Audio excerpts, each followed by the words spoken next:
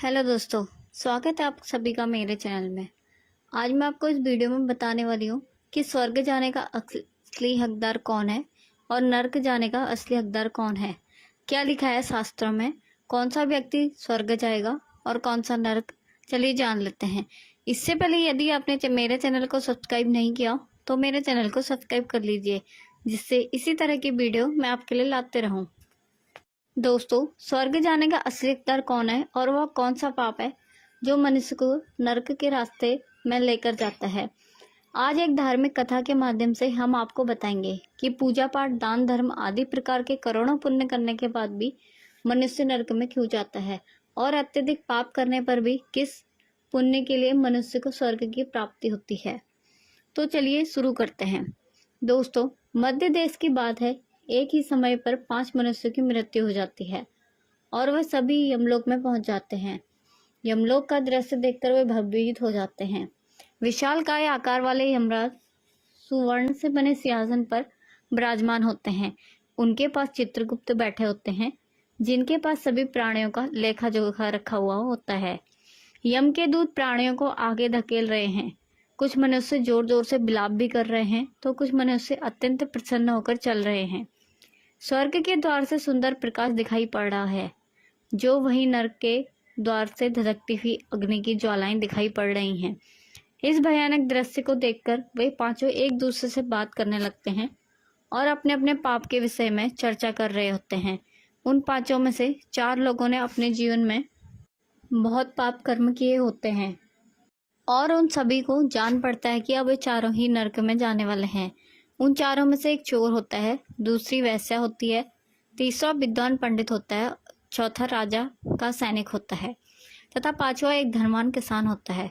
वे पांचों अपने अपने कर्म फलों को भुगतने के लिए तैयार होते हैं।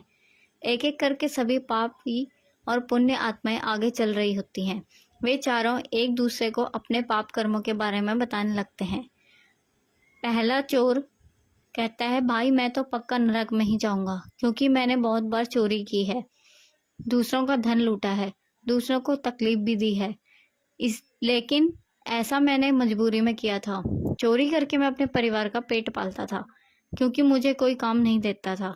शायद विधाता ने मेरे भाग्य में यही लिखा था, इसलिए मैं ही हम पांचों में सबसे बड़ा पापी हूँ। मेरे पाप से मुझे कभी मुक्ति नहीं मिल सकती, यह मैं जानता हूँ। पता नहीं मुझे अगला जन्म किस पशु का मिलेगा, यमराज मुझे कौन सा दंड देंगे। उसके बाद वह वैश्या बोलती है, भाई हम चारों में से ही सबसे बड़ी पापिनी मैं हूँ। मुझसे बड़ा पाप यहाँ पर किसी ने नहीं किया होगा। वैश्या बोली, जो स्त्री अनेक पुरुषों के साथ संबंध बनाती है उसे नरक में ही डाला जाता है, यह शास्त्र भी कहते हैं, इसलिए मेरा भी नरक में जाना तय है। किंतु मैं शपथ खाकर कहती हूँ, मैंने वह पाप जानबूझकर नहीं किए। जब मैं छोटी उम्र की थी तभी एक दुष्ट व्यक्ति मुझे उठाकर ले गया और जबरदस्ती मुझे वैसा बना दिया। मैंने ना चाहते हुए भी कई पुरुषों से संबंध बनाए हैं। मेरे पास जीवित रहने के लिए यही एक उपाय बचा था। मैं करती भी तो क्या करती, मेरे पास इतनी शक्ति नहीं थी कि मैं उस दुष्ट पुरुष से लड़ सकूं। पता नहीं किस पाप के कारण मुझे इस जन्म में वैसा बनना पड़ा और ना जाने आगे मुझे किस पशु के रूप में जन्म लेना पड़ेगा। मेरे पाप से ही जान पड़ता है कि मैं पक्का नरक में ही जाऊंगी। उसके बाद वह सैनिक बोलने लगता है, भाई हम चारों में से सबसे बड़ा पापी तो मैं ही हूँ। मैंने बहुत बड़े पाप किए हैं। मैं राजा का सिपाही था, इसलिए मैं लोगों पर जोर जबरदस्ती करता था। मैंने कितने प्राण लिए हैं, ना जाने कितने मासूम लोगों को सताया है, ना जाने कितने निर्दोष लोगों को मेरे हाथ से दंड मिला होगा। यमराज मुझे कभी क्षमा नहीं करेंगे और मैं निश्चित ही नरक में ही जाऊंगा। लेकिन मैंने यह सभी पाप जानबूझकर नहीं किए। अपने प्राणों के भय से और परिवार के पालन पोषण के लिए मुझे यह पाप करना पड़े। हमारा राजा जो कहता था उसका पालन हमें करना ही पड़ता था। राजा के विरुद्ध भला कोई साधारण मनुष्य कैसे जा सकता है। यह सभी पाप करते हुए मुझे अत्यंत दुख भी होता था और मैं जानता था कि यह पाप करने से मुझे नरक की ही प्राप्ति होगी, किंतु परिवार के मोह वश होकर मैंने यह काम किया।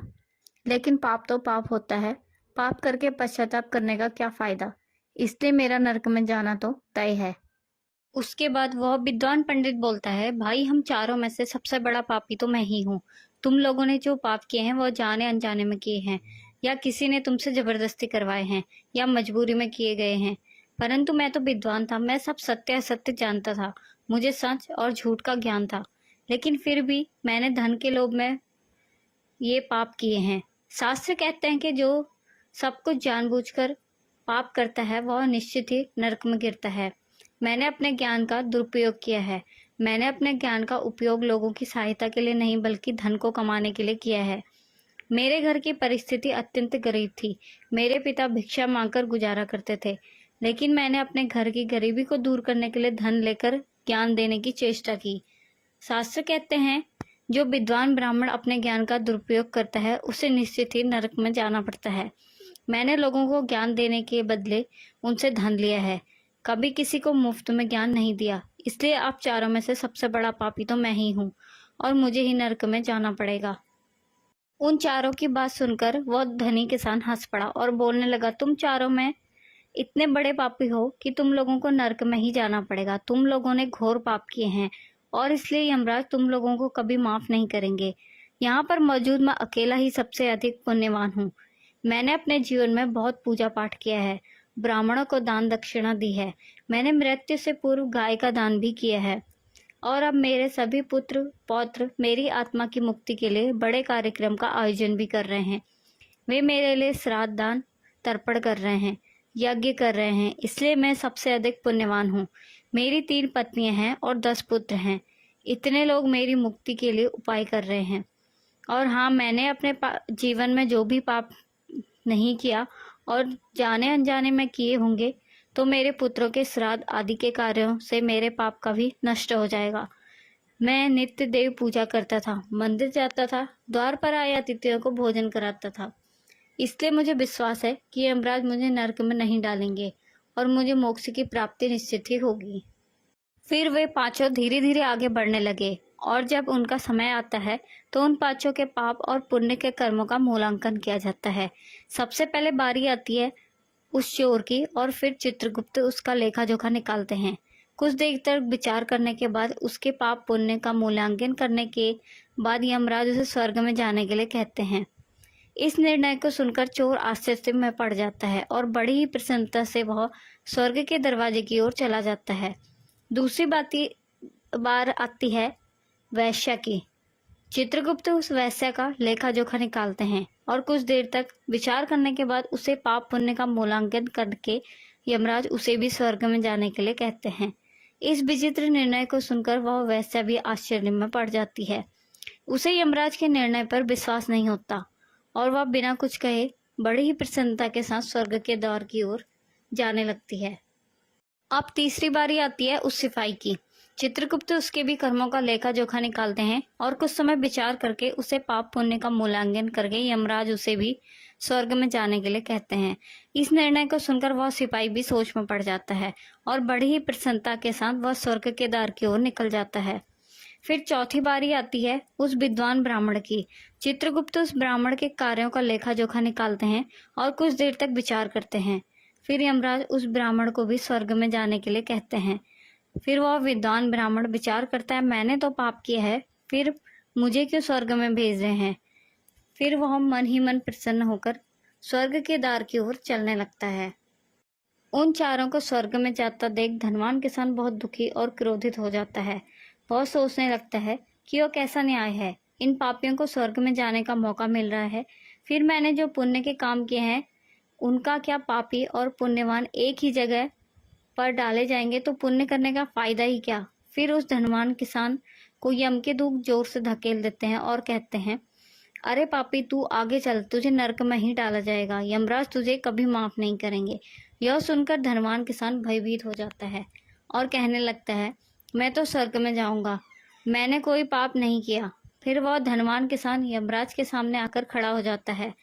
चित्रगुप्त उसके कर्मों का लेखा जोखा देखते हैं और उसके पाप पुण्य के कर्मों का मूल्यांकन करते हैं तो उसके पाप का पल्ला भारी हो जाता है और यमराज उस धनवान किसान को कहते हैं, अरे दुष्ट, तूने तो बहुत बड़ा अपराध किया है, तू तो नरक में जाने के योग्य ही है। इतना सुनते ही वह किसान थर थर कांपने लगता है और यमराज से कहता है, हे धर्मराज, यह अन्याय है। मैंने तो जीवन में कोई पाप नहीं किए और पुण्य ही किए हैं। आप मुझे नरक में क्यों डाल रहे हैं?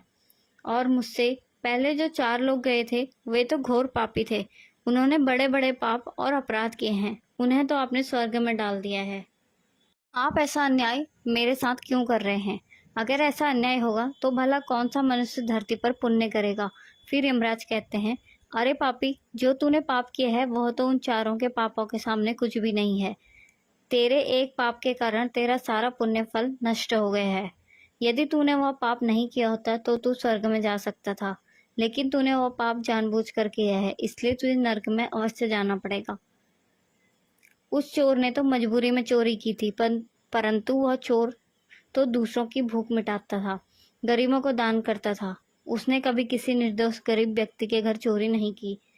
उसके पुण्य कर्म उसके पाप से अधिक थे, इसलिए वह स्वर्ग में गया। दूसरी जो वैश्या थी, उसने अपने मन से वैश्या नहीं बनी थी, उसे जबरदस्ती डाला गया था। और उस वैश्या ने न केवल अपने शरीर को पीड़ा दी है, बल्कि बाकी कार्य तो उसने पुण्य के ही किए हैं। वह पशु पक्षियों को रोज दाना डालती थी, जानवरों की सेवा करती थी, इसलिए उसका भी पुण्य पाप से बड़ा है। तीसरा वह सिपाही जिसने राजा के हुक्म का पालन किया था, किंतु उसने भी बहुत बड़े पुण्य के काम किए हैं।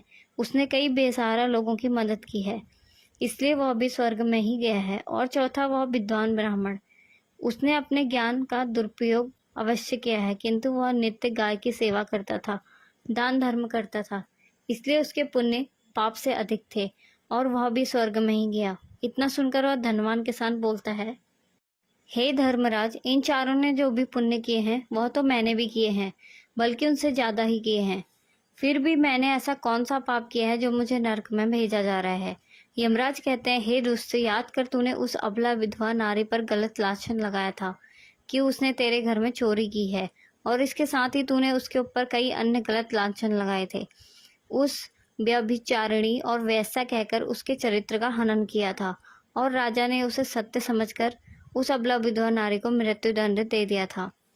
हे पापी मनुष्य, ब्रह्म हत्या, चोरी, मदिरापान आदि प्रकार के घोर पापों से भी प्रायश्चित करके मुक्त हो जाता है, किंतु दूसरों को गलत लांछन लगाने पर कोई प्रायश्चित नहीं होता है।